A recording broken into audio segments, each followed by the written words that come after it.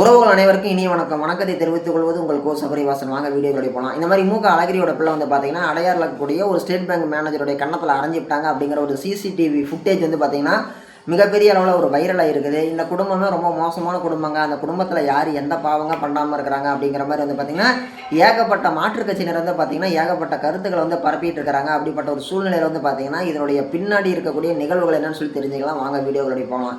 இதெல்லாம் எங்கே ஆரம்பிக்குதுன்னு சொல்லி பார்த்தீங்கன்னா மூக்க அழகிரியோட செல்ல பொண்ணு வந்து பார்த்தீங்கன்னா அவங்களுக்கு வந்து பார்த்தீங்கன்னா சொந்தமாக வந்து பார்த்தீங்கன்னா தமிழகம் முழுக்க அந்த குடும்பத்துக்கு கருணாநிதி குடும்பத்துக்கு தமிழகம் முழுக்க ஏகப்பட்ட சொத்துக்கள் இருக்குது. அப்படிப்பட்ட ஒரு சூழ்நிலையில் கருணாநிதி அவர்களுடைய வாரிசான மூக்க முத்து அவர்களுடைய இளைய சகோதரன் மூக்க அழகிரியோடைய பொண்ணு தான் வந்து பார்த்திங்கன்னா இவங்க செல்வி. இவங்க வந்து பார்த்திங்கன்னா அடையாறில் சொந்தமாக கட்டடம் வச்சுருக்கிறாங்க. அந்த கட்டடத்தில் வந்து பார்த்திங்கன்னா ஸ்டேட் பேங்கோட பிரான்ச் செயல்பட்டு வருகிறது. அந்த இடத்துல வந்து பார்த்திங்கன்னா அந்த கட்டடத்தில் லிஃப்ட்டு சரியாக வேலை செய்யலை. இந்த கம்ப்ளைண்ட் வந்து பார்த்திங்கன்னா ஒரு ஒரு வாக்குவாதமாக மாறுது. அப்போ என்ன பண்ணுறாங்க, இந்த கட்டடத்தோட உரிமையாளர் வராங்க, மூக்க அழகிரியோட பிள்ளை வந்து பேசிகிட்டு இருக்கும்போது ஸ்டேட் பேங்கோட மேனேஜர் என்ன பண்ணுறாரு, கன்னத்தில் கை வச்சு பேசிட்டு இருக்கிறாரு. உடனே இந்த பொண்ணை கன்னத்தில் கை வச்சு பேசிட்டு சப்புன்னு ஒரு அப்புடுது யாரை, பேங்கோட மேனேஜரை. இந்த மாதிரி வந்து பார்த்திங்கன்னா ரொம்ப ஒரு ஆணவமாக அந்த பொண்ணு நடந்துக்குது. பொண்ணுன்னா பொண்ணு கிடையாது, லேடிஸ் அந்த மாதிரி நடந்துக்கிறாங்க. ஒரு கொஞ்சம் கூட வந்து பார்த்திங்கன்னா தனக்கு இருக்கக்கூடிய வயசில் மூத்த ஒரு ஆண்மகனை அடிக்கிறோன்ற அந்த எந்த விதமான குற்ற உணர்ச்சி எதுவுமே கிடையாது. உண்மையிலே ரொம்ப சகஜமாக ஏதோ சின்ன குழந்தைங்க அடிக்கிற மாதிரி அடிக்கிறாங்க. இந்த மாதிரி அடித்து முடிச்சுட்டு என்ன பண்ணுறாங்க போகிறாங்க. இது வந்து மிகப்பெரிய அளவில் வந்து பார்த்திங்கன்னா இந்த சிசிடிவி ஃபுட்டேஜ் அப்படிங்கிறது மிகப்பெரிய வைரல் ஆகுது. அப்படி வைரலான வாட்டி என்ன ஆகுது, அந்த ஸ்டேட் பேங்க் மேனேஜர் என்ன பண்ணுறாரு, அவர் வந்து ஒரு வட மாநிலத்தை சேர்ந்த சிங்கு. அவர் என்ன பண்ணுறாரு, போய் கம்ப்ளைண்ட் ரெஜிஸ்டர் பண்ணுறாரு. காவல்துறையில் காவல் நிலையத்தில் போய் கம்ப்ளைண்ட் கொடுக்குறாரு. கொடுத்தோட வந்து பார்த்திங்கன்னா இந்த ஃபுட்டேஜ் வந்து பார்த்திங்கன்னா வங்கி ஊழியர்களுக்கும் பகிரப்படுகிறது. உடனே என்ன பண்ணுறாங்க, இந்த மாதிரி மூக்க அழகிரியோட பொண்ணு வந்து கட்டடத்தோட ஓனர் வந்து பார்த்திங்கன்னா இந்த மாதிரி ஒரு bank manager state bank manager வந்து அடிச்சு விட்டாங்க கன்னத்தில். என்ன காரணம், லிஃப்ட்டு வந்து பார்த்திங்கன்னா சரியாக இயங்கலான்னு கம்ப்ளைண்ட் பண்ணியிருக்கிறாங்க. அதை வந்து பேசிகிட்டு இருந்தப்போ அடிச்சு விட்டாங்களாம். ஏன் படிக்கட்டில் ஏறி போக முடியாதா அப்படிங்கிற மாதிரி. இந்த விஷயம் நடந்த உடனே என்ன ஆகுது, வங்கி ஊழியர்கள்லாம் சேர்ந்து போராட்டம் பண்ணுறாங்க. இந்த மாதிரி அழகிரியோட பிள்ளையை கைது பண்ணுங்க, ஜெயிலில் போடுங்க, பிடிச்சி ஜெயிலில் போடுங்க சார் அப்படின்னு சொல்லி எல்லாம் போராட்டம் பண்ணுறாங்க. எங்களுக்கு நீதி வேண்டும் நீதி வேண்டும் அப்படின்னு சொல்லிட்டு இந்த மாதிரி விஷயம் நடந்துகிட்டு இருக்கும்போது என்ன ஆகுது, அழகிரியோட பிள்ளை வந்து நேராக காவல் நிலையத்துக்கு வராங்க.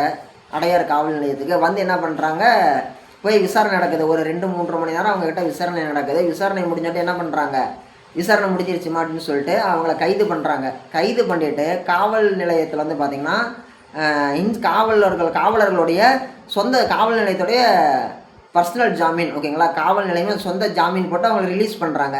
ரிலீஸ் பண்ண வாட்டி இவங்க போயிட்டாங்க. இவங்க போனோடனே என்ன ஆகும், இந்த விஷயம் வந்து பார்த்திங்கன்னா மிகப்பெரிய ஒரு பேசுபொருள் ஆகுமான்னு சொல்லி கேட்டிங்கன்னா பேசுபொருள் ஆகாது. ஏன் பேசுபொருள் ஆகாது, இவங்க வந்து பார்த்திங்கன்னா ஆண்டாண்டு காலமாக வந்து பார்த்திங்கன்னா தமிழகத்தில் ஆட்சி செஞ்ச திராவிட முன்னேற்ற கழகத்தை சேர்ந்த தலைவரோட குடும்பத்தை சேர்ந்தவங்க.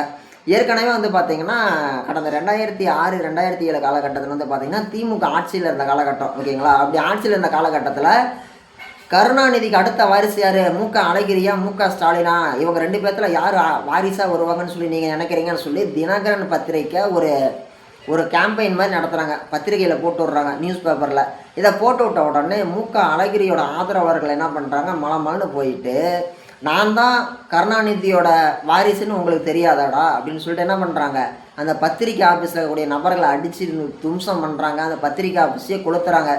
அப்படி கொளுத்தும் பொழுது 3 அப்பாவி ஊழியர்கள் என்ன பண்ணுறாங்க, பத்திரிகை ஊழியர்கள் வந்து பார்த்திங்கன்னா அந்த செக்யூரிட்டி உட்பட அதில் இறந்து போன 3 பேரில் ஒருத்தர் செக்யூரிட்டி, 2 பேர் வேலை செய்கிறவங்க, மொத்தம் 3 பேர் இறந்து போகிறாங்க. அப்படி அந்த 3 பேர் இறந்து போனதுக்கு வந்து பார்த்திங்கன்னா உண்மையாலுமே அது மிகப்பெரிய ஒரு கருப்பு தினம் பத்திரிகை வரலாற்றில். அன்னைக்கு அவங்க தான் ஆளுங்கட்சியாக இருந்தாங்களே திமுக. அப்படி திமுக ஆளுங்கட்சியில் இருந்தனால சம்மந்தப்பட்ட ஆட்களை பிடிச்சி ஜெயிலில் போகிற மாதிரி போட்டாங்க. மறுபடியும் 2021 ஸ்டாலின் வெளியில் வந்த வாட்டி அவர் வந்து ரிலீஸ் பண்ணிட்டாங்கன்னு சொல்லி அன்னைக்கு இருந்த காலகட்டத்தில் செய்தி ஊடகங்கள்லாம் இந்த மாதிரி பத்திரிகை செய்திகளை வந்து இது மாதிரி வெளியிட்டாங்க. மதுரை தினகரன் பத்திரிகை அலுவலகம் எரிக்கப்பட்ட வழக்கில் சம்பந்தப்பட்ட குற்றவாளிகள் 10 ஆண்டுகள் சிறையில் இருந்த நிலையில் 10 ஆண்டுகளுக்கு மேலாக சிறையில் இருக்கும் கைதிகள் நன்னடத்தையின் காரணமாக விடுதலை செய்யப்படுகிறார்கள் அப்படின்னு சொல்லிட்டு சம்மந்தப்பட்ட குற்றவாளிகளை விடுதலை செஞ்சிட்டாங்க. இதுக்கு அப்புறமேட்டு வந்த காலகட்டத்தில் இது வந்து 2006, 2007, 2009 இலங்கையில் உச்சகட்ட போர் சிங்களர்களுக்கும் தமிழர்களுக்கும் நடந்துகிட்டு இருந்தப்போ முள்ளிவாய்க்காலில் மிகப்பெரிய ஒரு படுகொலை நிகழ்த்து அப்படிங்கிறது 70-80 படுகொலை அப்படிங்கிறது தமிழர்கள் படுகொலை செய்யப்படுகிறார்கள். இந்த படுகொலைக்கு துணை போனது யார்? இந்த கருணாநிதி அவர்கள், தமிழகத்தினுடைய முன்னாள் முதலமைச்சர் கருணாநிதி அவர்கள், தமிழினத்தின் துரோகி.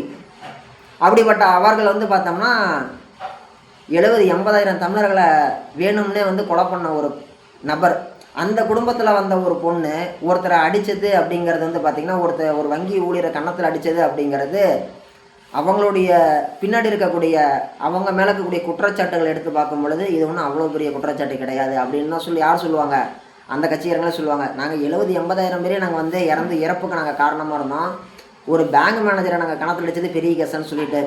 இப்போ இந்த வங்கி ஊழியரை வங்கி மேலாளரை கன்னத்தில் அடித்தாங்களா, இந்த கேஸ் என்ன ஆகும்னு நினைக்கிறீங்க? இந்த சம்மந்தப்பட்ட வங்கி மேலாளரை கூப்பிட்டு மிரட்டுவாங்க, கொலை மிரட்டல் விடுவாங்க, பகிரங்கமான தாக்குதல் நடத்துவாங்க. இதுக்கு பயந்துக்கிட்டு அந்தாலும் என்ன பண்ணுவான், அவங்க வர சிங்கு வடநாட்டுக்காரன், இந்த குடும்பத்துக்கிட்ட போது ஜெயிக்க முடியுமாடா அப்படின்னு சொல்லிட்டு என்ன பண்ணுவாங்க, அந்த ஆள் கேஸை வாபஸ் வாங்கிட்டு டிரான்ஸ்ஃபர் வாங்கிட்டு அவன் சொந்த ஊருக்கே போயிடுவான். ஏன்னா இந்த குடும்பத்திட்ட மோதிலாம் தமிழ்நாட்டில் பிழைக்க முடியாது, ஏன்னா வாழவே விடமாட்டாங்கன்னு சொல்லிட்டு அதனால் என்ன பண்ணுவான், அவன் நாட்டுக்கே போயிடுவான், அவன் மாநிலத்துக்கே போயிடுவான். அந்தளவுக்கு ரொம்ப மோசமான குடும்பம் தான் இந்த கருணாநிதி குடும்பம். உண்மையாலுமே வந்து பார்த்திங்கன்னா நம்மளாம் வந்து பார்த்திங்கன்னா திமுகவை செய்யக்கூடிய தவறுகளை, திமுகவுடைய கடந்த காலத்தை நம்ம யாருமே யோசிக்க முடியாத அளவுக்கு நம்மளை வந்து பார்த்திங்கன்னா இனம், மொழி, பண்பாடு நாங்கள் தான் காப்பாற்றுறோம்னு சொல்லிட்டு ஏகப்பட்ட பொய்யான தகவல்கள் நம்மக்கிட்ட பரப்பி நம்மளாம் என்ன பண்ணிக்கிறாங்க, திமுகவோட 200 ஊபிஸாக மாற்றி வச்சுருக்கிறாங்க மக்களை, பெரும்பான்மையான மக்களை. இதில் தப்பிச்சது யாருன்னு சொல்லி கேட்டோம்னா ஜென்சி ஜென்ரேஷன் மட்டும்தான். 1990 2005 பிறந்தவங்க இவங்க மட்டும்தான். இந்த 15 வருஷத்தில் பிறந்தவங்க தான் வந்து பார்த்திங்கன்னா தப்பிச்சு வெளியில் வந்திருக்கிறாங்க. என்ன காரணம், இவங்க வந்து பார்த்திங்கன்னா சமூக ஊடகங்களை பயன்படுத்துகிறாங்க. அப்படி இவங்க சமூக ஊடகங்களை பயன்படுத்தும் பொழுது இந்த திமுக செய்யக்கூடிய தவறுகள், இவங்க செய்யக்கூடிய நிகழ்வுகள், அங்கே பாராளுமன்றத்தில் நடக்கக்கூடிய விஷயத்தை இங்கே வந்து எப்படி திருப்பி பேசுகிறாங்க, இந்த மாதிரி ஏகப்பட்ட விஷயங்கள் நம்மளால் பார்க்க முடிகிறது. எங்கேயோ ஏதோ ஒரு தப்பு நடந்திருக்கும், ஏதோ ஒன்று கேட்டாங்க அப்படின்னா உடனே வந்து பார்த்திங்கன்னா மத்திய அரசாங்கத்துக்கு எதிராக ஒரு போராட்டத்தை பண்ணுறது. ஆட்சியில் இல்லாதப்போ மோடி வந்தால் கருப்பு கொடி காட்டுவாங்க, ஆட்சிக்கு வந்த வாட்டி மோடி வந்தால் என்ன பண்ணுவாங்க, போய் பொக்கே கொடுப்பாங்க. இதே திமுக குடும்பம், இதே திமுக குடும்பத்தை சேர்ந்த ஸ்டாலின் அவர்களுடைய தங்கை கனிமொழி அக்கா என்ன பண்ணுவாங்க, இந்தியாவிலேயே அதிக இளம் விதவைகள் இருக்கக்கூடிய மாநிலம் நம்ம தமிழ்நாடுன்னு சொன்னாங்க. அவங்க என்ன பண்ணுறாங்க, ஜெயிச்சு முடிச்ச வாட்டி திமுக எந்த காலத்துலேயும் அந்த மாதிரி அறிவிப்பு சொன்னதே கிடையாதுங்கிறாங்க. அவங்களுக்கு என்னப்பா, அவங்களுக்கு வந்து பார்த்திங்கன்னா இந்த மாதிரி செஞ்சு தான் அவங்க அரசியல் பண்ணணுன்ற ஒரு சூழ்நிலை, அதனால் சொல்லுவாங்க. உண்மையாலுமே இந்த இரு திராவிட கட்சிகளும், திராவிடர் முன்னேற்ற கழகமும் அண்ணா திராவிட முன்னேற்ற கழகமும் உண்மையிலே தமிழகத்தில் களையறுக்கப்பட வேண்டிய நச்சு செடிகள், நச்சு கொடிகள், நச்சு தாவரங்கள் இந்த இரு திராவிட கட்சிகளும். ஏன்னு நல்லா கேட்டு பாருங்கள். இன்றைக்கி இருக்கக்கூடிய இளைஞர்கள், அவன் திமுகவில் இருக்கட்டும், அண்ணா திமுகவில் இருக்கட்டும், தாவேக்கால இருக்கட்டும், பாமகவில் இருக்கட்டும், விசிகால இருக்கட்டும், பிஜேபியில் இருக்கட்டும், காங்கிரஸில் இருக்கட்டும், அல்லது எந்த கட்சியும் சாராத ஒருத்தனாக இருக்கட்டும், 100க்கு 70 பேர் குடிகாரனாக இருக்கிறான். 100க்கு 70 பேர் குடிகாரனாக இருக்கிறான். நம்மளுக்கு ஒன்றும் தொந்தரவு கிடையாது, நம்மளுக்கு அந்த குடிப்பழக்கம் கிடையாது. அந்த குடிக்கிறவன் குடும்பத்தெல்லாம் யோசிச்சு பாருங்கள். அவன் குடிச்சிட்டு அவங்க வீட்டில் ஒரு சின்ன பிள்ளைங்க இருக்கும், ஒரு சின்ன பிள்ளைங்களுக்கு ஒரு பிறந்த நாள் இருக்கும், ஒரு கல்யாண நாள் இருக்கும், ஒரு நல்லது கெட்டது இருக்கும், ஒரு குடும்பத்தோடு எங்கேயோ விசேஷத்துக்கு போவாங்க. எங்கே போனாலும் குடிச்சுவிட்டு சண்டையை போட்டு வர்றது, ஒன்று வீட்டுக்கு வந்து குடிச்சுவிட்டு வீட்டில் சண்டையை போடுறது, இல்லைன்னா குடிச்சுவிட்டு எங்கேயோ ரோட்டில் படுத்துங்கிறது, இந்த குடிக்கோசரம் வேலைக்கு போகாமல் லீவ் போட்டு சாராயம் குடிக்கிறது, அந்த சாராயத்தால் அவங்க குடும்பமே அழிஞ்சு போகிறது. எத்தனையோ பேர் வந்து பார்த்திங்கன்னா குடிச்சுவிட்டு வண்டி ஓடிட்டு போய் ஆக்சிடென்டைஸ் ஆகிறது. இன்றைக்கி பெரும்பான்மையான கொலை குற்றவாளிகள், பாலியல் போக்சோ குற்றவாளிகள், இதே மாதிரி அடிதடி குற்றவாளிகள், திருட்டு சம்பவத்தில் ஈடுபடுறவங்க யாரை கூப்பிட்டு விசாரித்தாலும் அவங்க சொல்லக்கூடிய முதல் கட்ட தகவல் என்னது, ஐயா இந்த மாதிரி நான் மது போதையில் இருந்தேன், என்ன நடந்துச்சுன்னே எனக்கு தெரியாது, நான் வந்து சுயநினைவு இல்லாமல் செஞ்ச இந்த தவறில் வந்து என்னை நீங்கள் தான் வந்து விடுவிக்கணும், ஏன்னா இந்த குற்றச்சம்பவம் நடக்கும் பொழுது நான் தெளிவான மனநிலையில் இல்லைன்னு சொல்லி ஒரு குற்றச்சாட்டை, அந்த ஒரு தகவலை பதிவு பண்ணுறாங்க. அப்படிங்கும் பொழுது ஒரு மிகப்பெரிய ஒரு தலைமுறையவே சாராயத்தில் முழுகடித்த அந்த பாவம், அந்த ஒரு கொடிய அந்த ஒரு பாவத்தை செஞ்சது யார், தமிழகத்தில் இருக்கக்கூடிய இந்த இரு திராவிட கட்சிகள் தான் செஞ்சுருக்கிறாங்க. இதை யாரும் மறுக்க முடியுமா? நல்லா யோசிச்சு பாருங்கள். உங்கள் கூட வேலை செய்கிறவங்களாக இருப்பாங்க, அல்லது உங்கள் நண்பர்களாக இருப்பாங்க, உங்கள் குடும்பத்தில் யாரோ ஒருத்தரை பார்த்துருப்பீங்க, யாரோ ஒருத்தர் அங்கே எல்லாரோடைய தனிமனித வாழ்க்கையிலுமே சரக்கடி கூட யாரோ ஒருத்தரை பார்ப்பீங்க. அந்த குடியினால் அவங்க எவ்வளோ பெரிய வாழ்க்கையெல்லாம் இழந்திருக்கிறாங்க. இந்த பாவம்லாம் இரு திராவிட கட்சிகளுக்கு தான் போய் சேரும்.